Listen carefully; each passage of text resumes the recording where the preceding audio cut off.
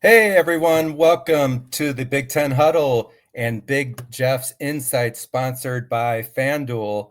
A little bit different today. So JR, he's been creating so much great content for all our listeners. He is going to let me ride solo now for my Thursday night podcast on Big Jeff's Insights. And for the first few weeks, at least, until I get used to this, I'm going to pre-record earlier in the day. So I hope you don't mind that, and do hope to move back to a live broadcast 9 p.m. on Thursday nights as usual. So welcome. Have a huge week in the Big Ten for sure. Indiana going to Oregon's a great one. We have a couple other great games. So very excited to talk about those today. From a personal perspective, I know many of you are interested or are familiar. My son is a high school player in Georgia and was hurt, but did return to action in the last game for homecoming. He's a wide receiver. He didn't catch a pass or anything. But this week we have game 2 after an off week. We play one of our rivals, an away game, and he'll be playing wide receiver. So very excited for that. So it's all about It's all about football in the McMichael household for sure. So before we talk about the games for this week, as usual, I'd like to talk about how I did in the previous week, and more importantly, like the insights I gleaned from those games. And this is all about helping you, be a more informed Big Ten fan, but also if you're someone who likes to bet, right? That's what it's about here during the season, at least for Big Jeff's Insights, really covering 5 games in depth and why you should choose one team over another. So last week, I got to be honest, it was looking like a really bad one. I'd gone into the Ohio State game, which was the night game against Minnesota, thinking I was 0-4. I didn't realize that there was a backdoor cover happened. Michigan State scored a late touchdown against Nebraska that actually made me 1-3 on the night, and then Ohio State came through with a blowout win over Minnesota. So I finished 2-3, so nothing to be super happy about. But as I've said before, these picks are hard. Vegas makes a lot of money for a reason. So for the year, I'm 14-16. On the good side, though, now that we're into the Big Ten season, every week I choose what I call a lock city game of the week. That's of the 5 games, which game I am most confident in. And that pick last week was the Nebraska-Michigan State game. So the backdoor cover allowed me to win Lock City. I'm 2-1 on Lock City picks for the week. So let's get into what I got wrong from last week. First of all, so in the first game, I want to talk about Michigan did beat Wisconsin 24-10, fell short of the 17.5 points that Michigan was given to the Badgers. In projecting this game, I'd said it was that how many points a bad Wisconsin offense can produce, given that they really struggled in their offensive line, and it was going against Michigan's strength, which is their defensive line. So what would be the max they could produce? And I thought it was 10. And turns out Wisconsin scored exactly 10. The path to the upset for Wisconsin was holding, the number 1 ranked run defense that they have, holding Michigan's run game, which is really explosive with Justice Haynes, not allowing big explosive runs. And the Badgers did cover. They only allowed 1 big explosive to Haynes. That was a 43-yard carry. I want to say it was in the second quarter. But even still, they gave up 175 yards rushing to Michigan, 5.1 yards per carry. So not nearly good enough. They were outgained by over 200 yards. And really, the other thing to mention for Michigan, huge, the return of safety Rod Moore. Pro Football Focus had as the 4th best graded defensive player nationally in week 6. And he had a big time interception too on the young Wisconsin quarterback. So he's really going to make that Wolverines back end much more effective, I think. Wisconsin at 4, or Michigan at 4-1, they're really on track to potentially make the playoffs. And, with Penn State losing their second game, that actually opens the door even more, I feel, for Michigan. So The worse Penn State does, the better it is for Michigan. The inside on Wisconsin, Luke Fickell really blew a chance to win some points with Badger fans, because the good thing is Wisconsin showed a lot of fight in this game. Shows they have not quit on the season. The new quarterback, Hunter Simmons, led a productive drive, put him up 7-0. He played really well, so it shows promise. 18 for 29 for 177 yards. They really hung in the game until the fourth quarter.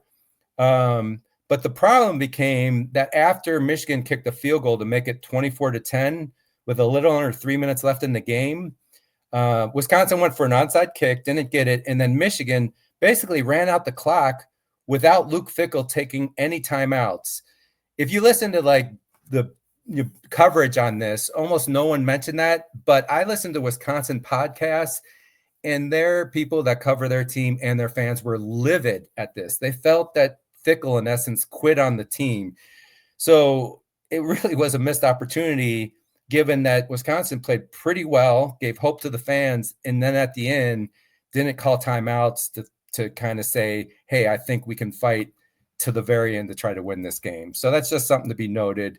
I guess the second one that I didn't win, Illinois beat Purdue 43-27. It covered a 9.5-point spread. Very impressed with Illinois. 2 emotional wins. They had the blowout against Indiana and then the get-right game against USC at home. I thought coming off that, they would still beat Purdue, but Purdue being at home, thought that would be a little bit of a letdown. So it's very impressive that they did win by 16 points to get that spread. I also said Purdue could only cover that number if they don't turn the ball over. Entering the game, Illinois is +5 in turnovers. Purdue is -5. What happened? Purdue had 2 turnovers. Illinois had none. So Purdue did exactly what needed to happen for them not to cover that spread, right? And so that's part of the key to Illinois' success, and we're going to talk about that later in their big game against Ohio State. The other insight for Illinois, though, that defense has to get a lot better for them to have any chance to beat Ohio State or make a playoff drive. Last 3 games, they've given up 1,522 yards. So that's an average of 507 yards per game. That's really poor, obviously. They rank 93rd in the nation in total defense, 16th in the Big Ten.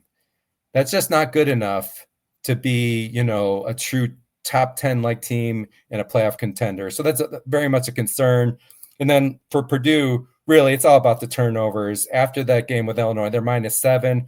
Ryan Brown, he looks fairly impressive, but he's very loose with the ball, was off target in many of his throws. So can't turn the ball over when Purdue is probably playing teams more talented than they are. Finally, the third wrong one I got of the week was the Maryland-Washington game. I really thought Washington and Damon Williams, I believed in them to kind of bounce back. They spotted Maryland 20 points, as you guys know, and basically Washington was still on the West Coast, sleeping in during the first half. They finally woke up. When Maryland was up 20 late in the third quarter, they had a 95+% chance to win the game. And what did Washington do? They came storming back, right? They came back, and the biggest issue is Maryland has no running game, and that really caught them in this game here. Without a running game, they couldn't run clock to hold on to that lead. Their final 4 drives were 1:20, 1:32, 2 minutes and 54 seconds, and then finally 1:38. Basically, they couldn't do anything at the end, gave the ball back to Washington, and that enabled that comeback. And I mentioned that not just for this game, but just ongoing. Maryland ranks last in the Big Ten in rushing. They're only averaging 93 yards per game. That's 3.3 yards per carry. So I can just say, we all know the Big Ten. If you can't run at least decently in the Big Ten, the chance for you to even be in the top half of the Big Ten is greatly limited. So that's just a major concern for Maryland. We'll talk about that later as well. So what did I get right? So obviously the first one, Ohio State pounded Minnesota 42-3. A rare night game in Columbus. They did spot the Gophers a 3-0 lead. Often you're going to see in these games, folks, don't get too excited about the first drive for any team, whether it's good or bad. Often that first drive for an offense is scripted, so they do well and everything. Then the second drive is not scripted, and that's why you see a big difference between the two. I do believe Minnesota used a scripted drive to have success against Ohio State in that first one. I had predicted Ohio State winning 42-10, and so I got the 42 right. I thought they would open up the offense much more, given this was a home game. Julian Sayin had 4 starts under his wing, including a couple, tough games, obviously against Texas, on the road at Washington. So he really, probably a more confident quarterback. Certainly the coaching staff was more confident. So I wasn't surprised they opened it up more. I think just the whole Ohio State fans really talked a lot about, the conservatism of Ohio State to open here and not understanding it. You got to have all these weapons. Let's start throwing the ball around. I don't understand. People really underestimate how risk averse coaches are. And once Ryan Day knew he had this defense that's probably even better than last year's, why put Julian Sayin at too much risk? He didn't need to do that. And the other thing I would say about this is, if you notice, it was only fans and people that aren't like former coaches and former players talking about the conservatism of the offense. No former coach did that. So I think the Ohio State staff was right on the mark with that, as frustrating as it might have been for some Ohio State fans. And just saying, he's been amazing. 23 of 27 in this game, 326 yards, 5 explosive passes of over 29 yards in this game. He had passes of 48, 49, and 44 yards to Carnell Tate, who had 83 yards in the game. And then PFF graded Sayin as the nation's top quarterback of the week. And then Ohio State got the offensive line of the week. They only allowed 3 pressures to Minnesota. And I can tell you, the 2 new tackles for Ohio State are really playing well. And then, as usual, the Ohio State defense is dominant. 66 yards on that first drive that I talked about that likely was scripted. After that, they gave up 96 yards the rest of the way. So it's really, 8 drives for an average of 12 yards per drive by Minnesota. It's just crazy. Held them to 1 of 12 on third and fourth downs. And it's not a surprise. Minnesota's offense is solely relying on the pass. And so that's a bad thing. Now, the good thing for Minnesota, Darius Taylor was back in the game. He did play just a little bit. It was great to see that. He didn't play long, and maybe that's because the game got out of hand quickly. They are going to need him to win in future games here. They're 15th in the Big Ten at 129 yards per game. So a healthy Taylor is vital to the success for Minnesota going forward. And then we'll go to the final game. Nebraska beat Michigan State by 11. The spread was 11.5, so I referenced that late touchdown that Michigan State had. I beat that spread by a half point. This really was an interesting matchup. Nebraska's Big Ten best passed offense that ranked second in the nation in passing, and then Michigan State's had the Big Ten's worst pass defense. So that was an interesting matchup. Nebraska only giving up 76 yards per game. It turned out to be an ugly game, a really windy affair in Lincoln. Nebraska won the yardage battle 282 to Michigan State 242 yards. So not either team couldn't get even 300 yards. So a really weak effort there. For Nebraska, again, impressive statistics coming in, but Dylan Raiola, the pass defense was outstanding. Yielding only 150. For Nebraska, that pass defense yielded only 156 yards to Michigan State. They generated 2 interceptions and 5 sacks. So really, that pass defense is legit. They haven't faced the greatest competition. Cincinnati is a good passing attack in game 1, and even Cincinnati didn't put up good numbers. So something they really hang your hat on for Nebraska. Aiden Childs really struggled, 9 of 23, just 85 yards and 2 interceptions. So very disappointing. We thought Aiden Childs maybe his shaken, the first half of last year when he really struggled with interceptions. They brought in the second string quarterback. I'm probably not going to pronounce the name right. Alazio Milovovic. Excuse me for saying that. Sounds like he should be a tennis player. There's a lot of good Croy tennis players. I'm assuming he's that nationality. But after Childs got hurt, he went 6 for 7 for 71 yards and a TD. So he did quite well. Insights, though, for Nebraska, offensive line is still a weakness. So, and Dylan Raiola really holds on to the ball too long. If you listen to Nebraska podcasts, this is a big concern of those all along for Dylan. He's kind of a playmaker, and sometimes that gets you in trouble. It's kind of the case with Justin Fields, I feel, in the NFL. He was such a great athlete. He was able to make plays with his legs, but often that creates turnovers or negative sacks, and that's something Raiola needs to get better at. The Huskers are also, from an offensive line perspective, they're giving up 15 sacks a game, which is 3 per game. That's 116th in the nation and 15th in the Big Ten. So despite that great passing attack, when they're facing better teams, that's going to be an issue. Or better defensive lines. And we're going to talk about that later in the game they have this weekend. Takeaway for Michigan State. Their defense is flat out bad. Ranked second to last in the Big Ten in both yards and points per game. So that needs to be shored up. And then the disappointing play of Aiden Childs in this game, really kind of perplexing to me, given he's got some good wideouts to throw to. Pro Football Focus, they have Childs as the 15th ranked Big Ten quarterback from a total offense perspective.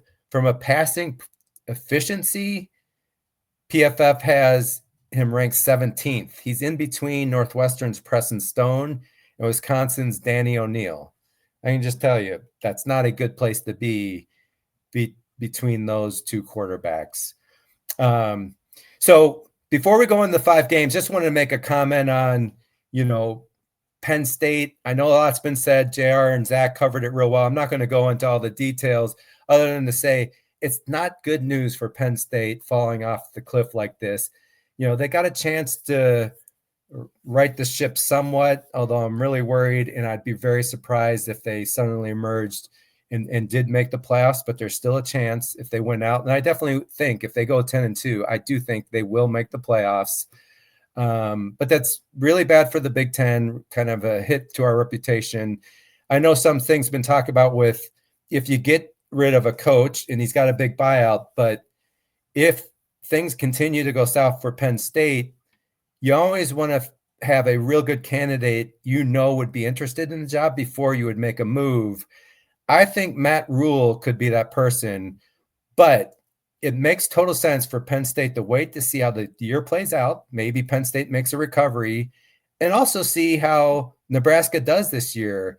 If they really make a run for the playoffs and do well the rest of the year, Matt Rule could be the guy. He is a Penn State grad. He was a walk-on under Joe Paterno. His family moved to State College as a teenager, and he was a volunteer assistant as his first job on the Penn State staff. He coached at Temple, which is right in that Philadelphia area, and he's only age 50. So I do think they have a real good, viable replacement that makes a lot of sense. I'm sure there's other potential candidates, but to me, Penn State can look at Matt Rule and what he does in year 3 at Nebraska as a good litmus test to see if he might be the answer for Penn State in the future. All right, so let's get into the 5 Big Ten games I'm going to cover this week. So what's interesting too is this is a full slate of games. So all 18 teams are playing Big Ten conference games. It's only the second time this year that will happen. So normally we have some buys. For my top 5 games to analyze this week, I'm going to include the 3 games involving ranked teams. And then also really the big rivalry game between Iowa and Wisconsin. And then Nebraska, who at 4-1, though not ranked, and I think that they really should be, since they lost to a good, Michigan team at home. They're playing 4-1 Maryland, so that's kind of the 5th one I plan to cover. So I'm not going to cover Washington against Rutgers, Penn State, Northwestern, Minnesota versus Purdue, and then Michigan State and UCLA. All right, so with that being said, I'm going to blank out the screen there. Let's first talk about Ohio State at Illinois. We have Ohio State giving 14.5 points to Illinois. That half point can be a big deal, right? If it's just over 2 touchdowns there. The over-under is 49.5. I think a big question coming into this, Illinois is ranked number 17th. They're 5-1 overall, 2-1 in the Big Ten. But can anyone confidently say how good Illinois really is? We know they're a good team, but how good they are, since on the last big stage they had with Indiana 3 weeks ago, we all know they lost by 53. They've rebounded nicely the last 2 weeks. We've talked about that, USC and Purdue. So very impressive there. I think you all know that if you listen to Big Jeff's Insight. I've doubted Illinois is a legit playoff team based on relatively average recruiting. And then just statistically, they're an average team. And that holds true again this year. Illinois is 10th in the Big Ten in total offense, 16th in total defense, and then dead last in pass defense, giving up 252 yards per game. Now, to be fair, they've played some good pass offenses, right, including USC and Indiana. But still, if you're a real good team, you shouldn't be giving up. You shouldn't be last in the Big Ten in a category. But due to their excellent coaching, so finding ways to win, since last year, they're 6-1 in one-score game under Brett Bielema. That's a sign of great coaching. And then I just find it interesting, the SP Plus rankings place Illinois number 29 in the nation. That actually is 9th in the Big Ten. So Illinois is behind, according to SP Plus, they're behind all the AP ranked teams, but also USC, Penn State, Nebraska, and Washington. So SP Plus is kind of aligned with my thinking, although I do think Illinois is a top 25 team. So Illinois fans, don't hate me. I've been consistent with what I've said. Ohio State, 5-0 overall, 2-0 in the Big Ten. Just that defense is playing, it's scary to say, better than last year. I mean, statistically, they are so far. That's a scary thought given all they lost. ESPN SP Plus has them number 2 right now, behind number 1 Oregon. The defense is 3rd in the nation, 1st in the Big Ten. They're only giving up 216 yards per game and lead the nation in scoring defense. They're only giving up 25 points over 5 games. So 5 points a game is, the word insane is used a lot. I don't usually like that word. In this case, it's appropriate. And the other thing, this is an extremely important game for Ohio State. With Texas falling off and falling out of the top 25, they don't have a single win right now over a top 25 team. After this, the only other 2 potential top 25 teams is Penn State, but right now they're not top 25, and then Michigan. So that's crazy to think, that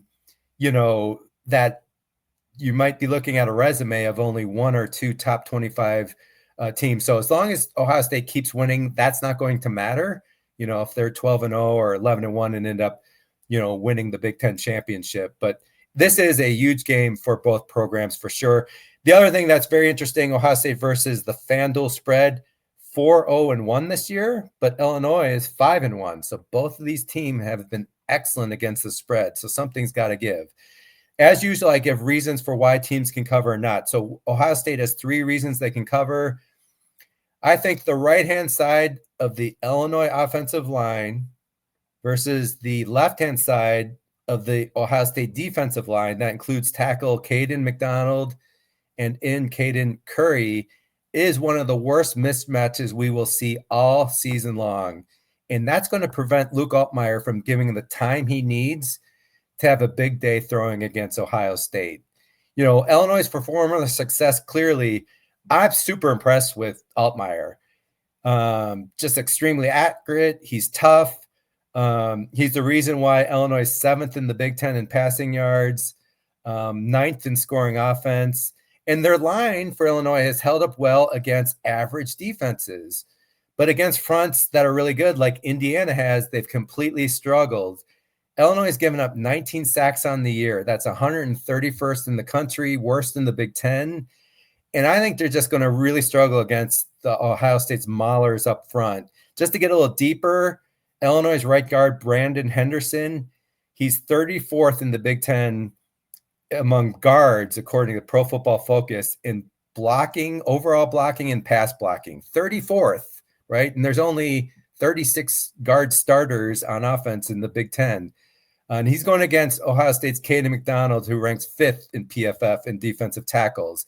And he's a 315-pound monster for Ohio State. The right tackle for Illinois, Melvin Priestley, ranks 39th in PFF blocking, and is better in pass blocking, though. He's up against Caden Curry, who's the #1 PFF graded Big Ten defensive end. So I just think that's a major mismatch, and I have a hard time seeing Altmaier thriving in that type of environment. Second reason I like Ohio State, Ohio State's balanced offense versus an Illinois defense we talk about that's really not that good. It's a very much a mismatch for sure, and I just have a hard time believing Illinois is going to contain that offense. We talked about Saban. As he gains more experience, Ohio State will get more aggressive.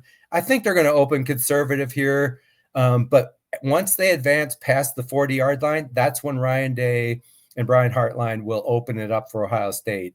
I think the conservative play calling has muted some of Ohio State offensive statistics, but they still rank 4th in the Big Ten total offense. And then we know about the stars Ohio State has to throw to: Jeremiah Smith, Carnell Tate.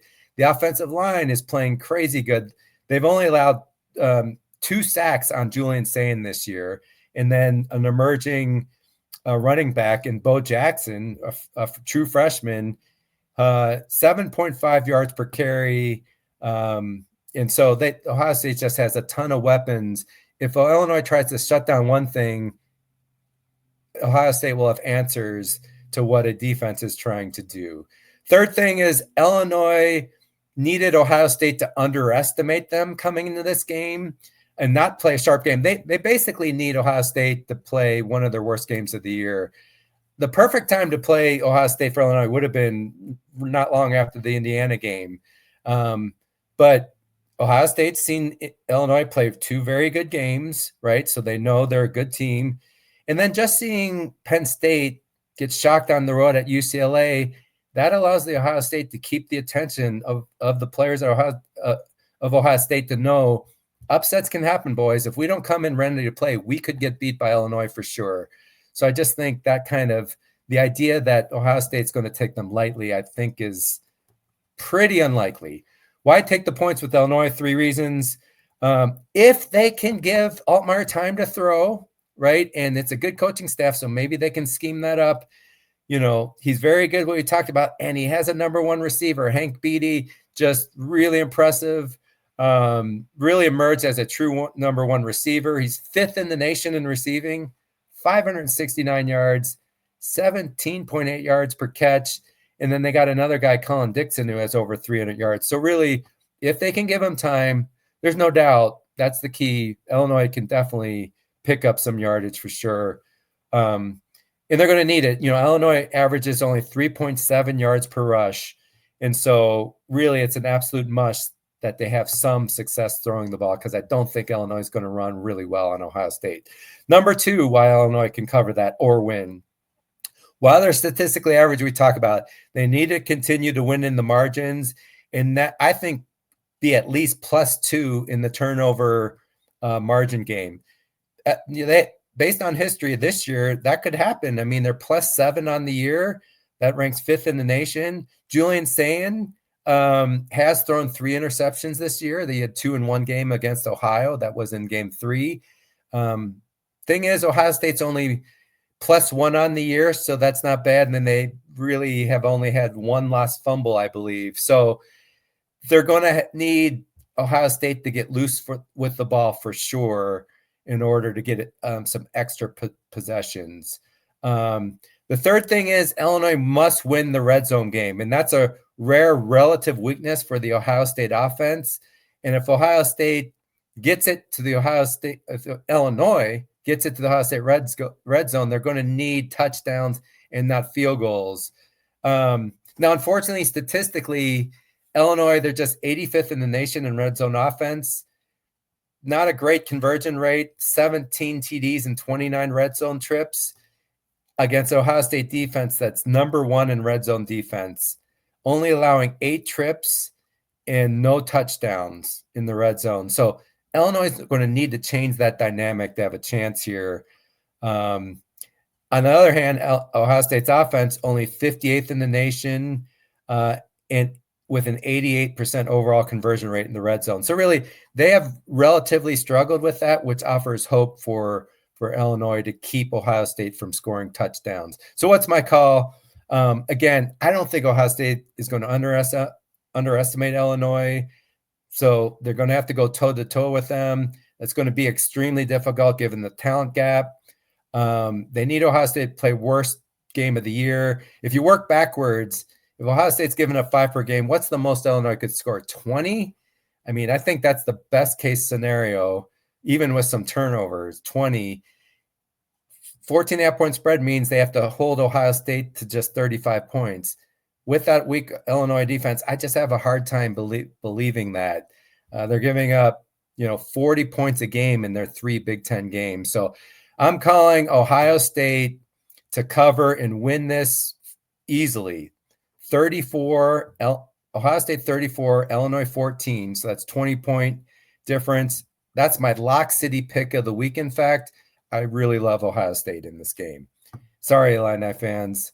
I still think you're going to have a really good year the rest of the season, though. All right, game 2, marquee game. Oregon against Indiana. Oregon is a 7.5-point favorite. Over-under is 55.5. What I find interesting about this game, statistically, these teams mirror each other. And unlike Illinois, they both statistically look like top 10 teams. So just focusing on national ranks, total offense, Indiana 5th in the nation, Oregon's 9th in the nation. Scoring offense, Indiana's 4th in the nation, Oregon's 6th in the nation. Total defense, Indiana's 5th in total defense, Oregon's 7th. All these are within a couple of each other's, right? Scoring defense, Indiana's 3rd in the nation, Oregon's 8th. So both sides of the ball, these teams are strong, and they're very similar when that comes to regard. So needless to say, one of the biggest games in the Big Ten and one of the biggest games of the weekend in college football. Both teams are 5-0 overall and 2-0 in the Big Ten. I just have to say, from an Indiana perspective, and those of you who know, I'm a 1990 Indiana grad. Not everyone in college football experts, especially the Southern college football experts, believe that this team is a true team that can make a playoff run and potentially win a title. So everyone knows they're good, right? They're a legit top 25 team. But there's still some who don't believe that they can make a run at a national title, like an Oregon or an Ohio State. And the argument, of course, is the weak schedule that they've racked up their big wins against, and the fact that the 2 losses of the last year came against, Ohio State and Notre Dame, which are, top 10 teams legitimately. But if you look at those games, they were pretty much blowouts. Ohio State ran away from Indiana late. The game against Notre Dame in the playoffs, it turned out to be a score that looked closer than it was because Indiana basically scored a couple touchdowns with under 4 minutes left to make that look better than it did. So the fact is, this is a narrative game for Indiana. Not only would winning it put them in a great position to make the playoffs, and they don't have to beat Oregon to kind of prove those naysayers wrong, to say that they're a legit, deep playoff run type team. They must go into the 4th quarter with a chance to win the game. That's the key thing here for Indiana. So just a huge, huge game for their reputation. Oregon, on the other hand, excellent position to make the playoffs, but they can't afford to lose to Indiana, because then they'll have lost the tiebreaker, right? They want to make the championship game. And I know they got the bye last year, and some at Oregon would say that that's one of the reasons why they lost and everything. Believe me, a bye is still better than not. You get that one less game to get, banged up. They have some key injuries. So it's still real important for Oregon to make, win the Big Ten and get that bye for sure, I would just say. All right, so the spread opened at, the other thing to note, opened 10 points on Sunday. That's down to 7.5, so definitely move toward Indiana. Let's get into the reasons Oregon can cover here. So 3 reasons I'm giving.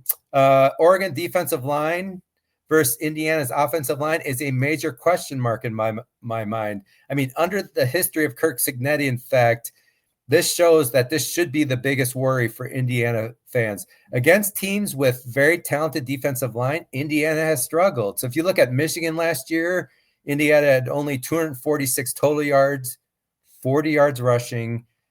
Lost to Ohio State, 153 total yards last year, only 85 yards rushing. And then in the playoff loss to Notre Dame, 278 yards rushed, or yards total, only 63 yards rushing. And a lot of those yards total came, as I said earlier, in the last couple minutes, or last 4 minutes of the game. So Oregon's entire defensive line is super talented, all highly rated by PFF. All the rankings in green for those familiar with PFF. They're led by Oregon left end Mateo Uyangale. Really high ranking for him. He's 5th among Big Ten defensive ends in total defense and pass rushing, according to PFF. And then Indiana's line ranks well, but Bray Lynch, and if you listen to podcasts on this, the right guard, he's the weak link and the big worry for Indiana.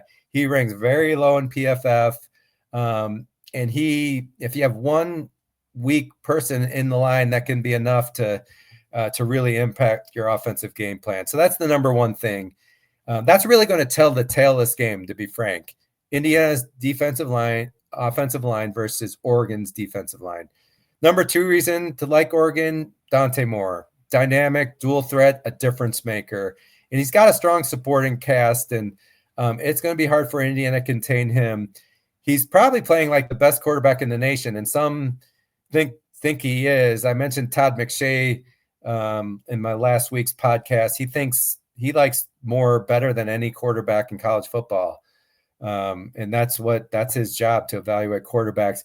I just think he also does some elite things. If you watch him in Penn State, in overtime, when he eluded Penn State's defensive end, denied Dennis Sutton, and then completed a pass, he kind of and that led to the game-winning touchdown in overtime. He just does some things that other quarterbacks can't do. And then the number 3 thing for Oregon is just Indiana has no history of winning big games like this. Now, granted, under Cignetti, they haven't had many, but in the really big games, they've come up short. So why take the points with Indiana? 3 reasons here. Similar to last year, Indiana's defense, I think, is a legit top 10-like unit, and they've got the players to contain Oregon's high-powered offense. They've got NFL guys across all 3 levels. Mikel Kamara at defensive end. Frankly, Indiana's defensive tackles are actually playing even better than Kamara is this year. That's the strength of the line. Aiden Fisher at linebacker, super experienced. D'Angelo Pons. All 3 of those guys came from forgetting Cignetti's previous stop here, but very experienced, knows what Cignetti expects from them. And then PFF has Indiana's defense as the 2nd best rated in the Big Ten and 6th in the nation. So PFF statistically shows Indiana has a great defense. Number 2 reason for Indiana, they lead the Big Ten in rushing. I don't know if many people know that. And really capable of running the ball in Oregon, which really, in a tough road environment, is going to be very important to keep the ball away from Dante Moore in that high-powered offense. 268 yards rushing per game. It's led by Roman Hemby, the transfer from Maryland. He's averaging over 6 yards a carry. But Indiana has 4 running backs with over 200 yards, so it's more than Hemby. They can keep people fresh. And Oregon has been solid but not great against the run. Run defense is only 11th in the Big Ten. They give up 115 yards per game. Pretty good yards per carry, only 3.44 yards per carry. But PFF also ranks Oregon's run defense only 9th in the nation. And think about this. Northwestern, they ran for 178 yards against Oregon, 4.8 yards per carry. Penn State, 139 yards. So, Indiana's rush offense, frankly, is better overall than both those teams. I do think Indiana can have success running the ball against Oregon. And then the third thing is, kind of like Oregon, Indiana really does have a difference maker, a quarterback. Fernando Mendoza, he also has weapons. Number one, like wide receivers, Elijah Surratt, Omar Cooper Jr. has emerged as a strong two guy. They both have 6 touchdowns. So that running game, passing game, they have the balance that's really could give that Oregon offense a lot of fits. They look great against Penn State, but let's face it, Penn State's pass offense is terrible. It just is. They're one-dimensional. So this is a different animal that Oregon is going up against. So what's my call? I mentioned Indiana, it's a vital game for them. They need to go in the fourth quarter with a chance to win. That will put the more pressure on Oregon, frankly, if they can do that. I do think they're going to hang in this game and not get blown out like the big games from last year. It helps when you play in big games, you have to have big game experience. And the fact that so many players who played in those Ohio State on the road, at Notre Dame, they're still on this team. So they're going to better adjust to that. They're going to give a real strong effort. I like Indiana to cover, but Oregon to win. So I'm calling it Oregon 31, Indiana 24. So I like Indiana in the points. I'm giving this low confidence. I don't think either team blows each other out, but Oregon's got enough firepower for me to say let's not bet big money on this one. All right, third game. I'm going with Nebraska at Maryland. So Nebraska 6.5 points they're giving to Maryland, 48.5 over under.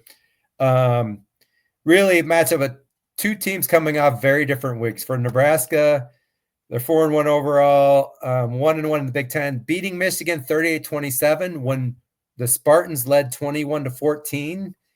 And that was gut check time. Believe me, a lot of people in Nebraska were thinking bad things, right? They've lost so many one-score games. But credit to Nebraska for really going on a scoring binge. We're up 38-21 before the late touchdown by the Spartans to cover. So Nebraska has a legit path to a playoff berth.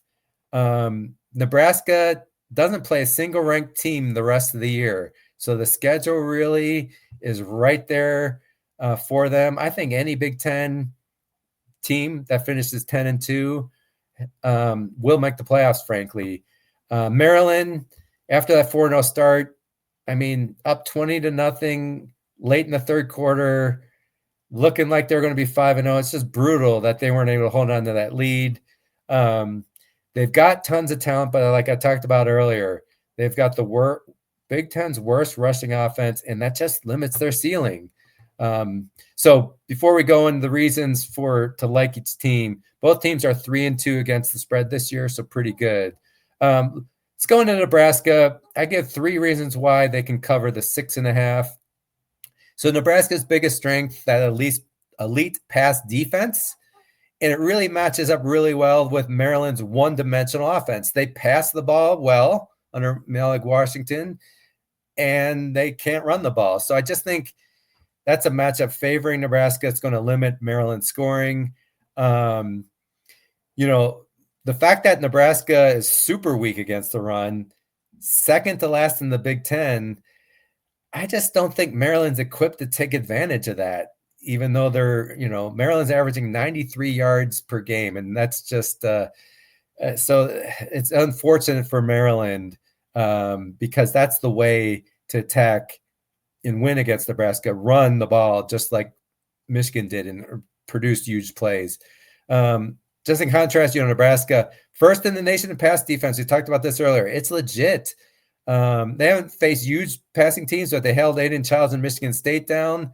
And then, as good as Maryland has been under Malik Washington, they're still just 9th in the Big Ten in pass offense. So it's not like they're a juggernaut when it comes to that. So, Nebraska has ability, certainly easily can see them containing the passing game of a true freshman like Malik Washington. Number 2, bottom line, I would take Dylan Raiola in his second year starting over Maryland's true freshman Malik Washington as a key difference in the game. So, Washington has been really good. His completion percentage, though, is only 60%. I was having lunch earlier today, and I read on ESPN his completion percent for yards past 5 yards past the line of scrimmage is 50%. I didn't include that in my write-up that's going to be on bigjustfootball.com, but it really shows, despite him having a good freshman year, it's not like Maryland's passing attack has been outstanding. He has 9 touchdowns and 2 interceptions. So I just think to rely on a true freshman is a scary proposition in this game. And then meanwhile, Raiola just continues to shine in his sophomore year, completion percentage up to 74%. Through 13 TDs and 11 interceptions last year, that's up to 12-2 this year. So just seeing huge advancements.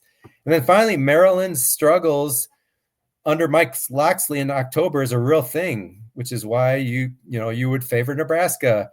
Once Maryland gets to October under Locksley, it's like they're a different team. So with last week's loss, since the 2023 season started, Maryland is 1-6 overall in October. 1-6. Can't pinpoint the reason why, but that doesn't certainly bode well for Maryland. So why take the points with Maryland? I put down a reason and a half. So Nebraska has a great pass offense, but I can tell you Maryland's young defensive line is really good. And the Michigan game clearly provided the blueprint. You can get pressure on Raiola. He hangs on to the ball too long. We talked about that earlier, right? And that can disrupt the Huskers' passing game. So I talked about this last week. All 4 Maryland defensive linemen, and they're all young guys, ranked really well in PFF. They've been very disruptive. They lead the Big Ten with 19 sacks, and that's 4th in the nation. So they're the real deal. They really are. Kudos for Locksley for recruiting those guys. And then Nebraska, on the other side, they're 3rd to last in the Big Ten, allowing 15 sacks a game, right? We talked about there are 15 sacks. Michigan had 7 sacks against Nebraska. So really, this is the key thing. If Maryland can dominate the Nebraska offensive line, which is very possible here, very possible scenario, it can totally disrupt Nebraska's offense in that strong passing game, and they could get the win and cover there. Beyond that, I struggle to come up with a big one for Maryland. I mean, just based on, I'm not over impressed with that offense. ESPN SP Plus rankings has Nebraska coming in at number 19, and then Maryland's number 34. So clearly Nebraska is better. The difference in rating of ESPN Plus happens to be 6.5 in rating points. That happens to be the spread. So I found that particular interesting. So let's choose this game here. I just think Nebraska is the more complete team. I go back to Nebraska up till now. Their elite pass defense matches up so well with Maryland's passing game. And then you have Maryland's struggles in October. So, unless this is a real high-scoring affair, which I don't necessarily see, I like Nebraska to win and cover the 6.5. I'm calling it Nebraska 31, Maryland 21, and I'm giving that a medium confidence rating. All right, let's go to game 4, Iowa against Wisconsin. So this is a rivalry game. Iowa favored by 3.5. And the spread is 35.5. So really, Mark Gronowski here, the Iowa quarterback, unknown if he's going to be available. I don't believe we've probably going to be a game time decision. I do think that's going to impact this game. Not surprisingly, this is the lowest over-under game in the Big Ten, 35.5. And it should be. This is the 2 worst offenses in the Big Ten. Iowa is second to last, and Wisconsin is dead last in the Big Ten. For Iowa, they're 3-2. I mean, this is a huge game. They follow 3-3, and their schedule is not really easy. They don't play any of the so-called bottom feeders in the Big Ten. So this is a big deal for Iowa. Wisconsin comes in 2-3 overall. They're looking for the first big win, good win under Luke Fickell. And to be blunt, Fickell needs this game based on the remaining Wisconsin schedule. It's brutal. They have 4 ranked teams remaining, and beyond that, a solid Washington and Minnesota team. So if Wisconsin doesn't get this game, they could be looking at 4-8, 3-9 potentially. That's when you have to wonder if Fickell can keep his job here. Just Iowa, another side note, 3 in a row over Wisconsin. They've won 3 in a row, including last year, an embarrassing 42-10. This is a rarity. You don't usually see a blowout in this game. So really, I do think there's a revenge factor here for the Badgers. You'd like to think, that could, their pride here would kick in this game. So let's talk about why Iowa can cover that spread of 3.5. Number 3 reasons. Number 1, Iowa will have the best unit on the field, their offensive line, and it's going to be really important because the best unit for Wisconsin clearly is the defensive line. So the Hawkeyes are equipped to mitigate Wisconsin's biggest strength. If you look at stats, we've talked about this. Iowa looks like the best offensive line in the Big Ten. Gives them hope that they can run the ball against Wisconsin. They have the top 3 graded offensive linemen in the Big Ten, according to PFF. And then the other 2 starters are ranked 7th and 10th. And this is across all Big Ten offensive line starter. Really is impressive. So that matchup is the key to the game. I mean, and it's really must see TV seeing that offensive line against the Badger front. Number 2, and I asked this, on why to favor Iowa, similar to when Oregon played Penn State in a game against 2 teams with fairly close talent levels. Who do you trust more to win a big game, Luke Fickell or Kirk Ferentz? So clearly you would say Kirk Ferentz. I mean, he's the Big Ten all-time winningest coach for that reason. And I cited this too. When Iowa played Rutgers, they found a way to win. They made halftime adjustments. So that's definitely something here. Look, even if Wisconsin gets out to a good start, look for Iowa to make better adjustments at halftime based on history, right? And don't be surprised to see them play better against the Badgers in the second half. And the other thing is, you would think Luke Fickell at Wisconsin would have a big home field advantage. Really, my brother and 3 nephews graduated from Wisconsin. I went to Wisconsin game for 10 straight years.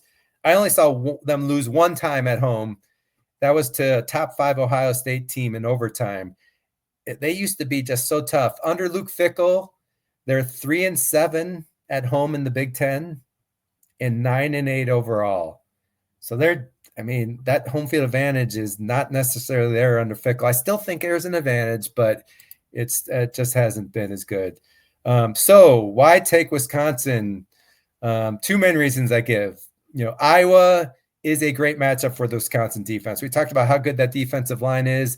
They're elite against the run, and that's what Iowa wants to do. Their secondary is weak when they play teams with really high skill level players like Alabama did, obviously. Iowa doesn't have those players. So really, I don't think Iowa's equipped to take advantage of that weakness in the Wisconsin pass defense. Iowa's second to last in the Big Ten in offense, and last in pass offense as well. So, the Badgers did give up some yardage to Michigan, so it's not like they can't be run on. But I really do like Wisconsin's ability to really make it difficult to Iowa to score to this game. Second reason for Nebraska to feel pretty good, Hunter Simmons played really well last year against Michigan, raises Wisconsin's ceiling over Danny O'Neill. So he's a transfer from Southern Illinois, went 18 for 29, 177 yards, did throw an interception, but it was on a great play by Michigan. I just think he's much more competent than Danny O'Neill. If he takes what the defense gives him, because I was going to be running their infamous, zone coverage under Phil Parker. If he just takes and is patient, I think they can move the ball down the field and score somewhat on Iowa here. So what's my call in this game? I must say I'm thankful Wisconsin's favored by 3.5, or I was favored by 3.5, excuse me. But I'm going to say Luke Fickell, his team hasn't quit. The game is at home. I know they haven't played that well. I think Wisconsin fans are going to stick with them. Iowa has quarterback issues as usual. It's a gut feel game for me. I just think Wisconsin is finally going to come through with Fickell here. I do think Wisconsin's defensive line is going to fare well with the offensive line of Iowa. There's the revenge factor as well. I'm calling Wisconsin to win the game outright. So this would be an upset. Wisconsin 20, Iowa 16. I do give this a fairly low confidence level, but it's just a gut feel for me. I'm taking the Badgers. Now, finally, super compelling game here. Out west, USC, 2.5-point favorite over number 15 Michigan. This has a really high over 57.5 here. Just a super compelling game here. Be watching this for sure. USC is 4-1 overall, 2-1 in the Big Ten. Their remaining schedule is really tough here. So, they've got some tough games, including top 25 Notre Dame. So this at home, if USC wants to make a run at the playoffs, this is a must-win game for sure against Michigan. Now, Michigan, 4-1, also overall 2-0 in the Big Ten. Their remaining schedule is really reasonable. So if they get the win over USC, they are in an excellent position. Not just good, but excellent position to be in the playoffs. Michigan avoids playing Indiana, Illinois, Oregon, and Penn State. And so this just puts them in a great spot here. Just kind of out of interest, ESPN SB Plus has USC ranked 13th overall, including the number 1 offense in the nation. Michigan is right behind, number 14. So SB Plus has this just a nip and tuck game, and the spread certainly reflects that. This is just going to be interesting to see. A contrast in styles. 3 reasons why you would like USC. Easily the most dynamic offense Michigan has faced this year.